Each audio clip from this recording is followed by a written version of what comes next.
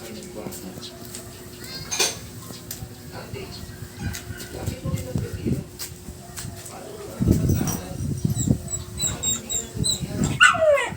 Tapos, tsaka pag mag-amin dapat nakaipon ka na.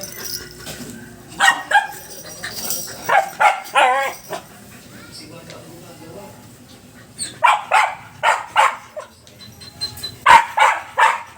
Kami na ang bahala. Magtiwala ka lang sa akin.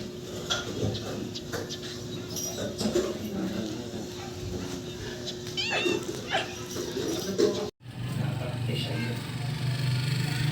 Kaya nakikita sa akin siya sa labas. Kaya ginagawa ang sinabi niya. Halos naiyak na rin ako ng mga oras na iyan. Naiinis ako dahil wala akong magawa. Yung pa siya ng palad at nagkagat sa kanyang mga labi. Pagkatapos ay parang iiyak ko sa kanyang mga mata. Kung hindi niyo po kasi may katanong, Sir Jax, eh matalino po si Ate Luz. Sa aming magkakapatid, ay siya po ang academic achiever.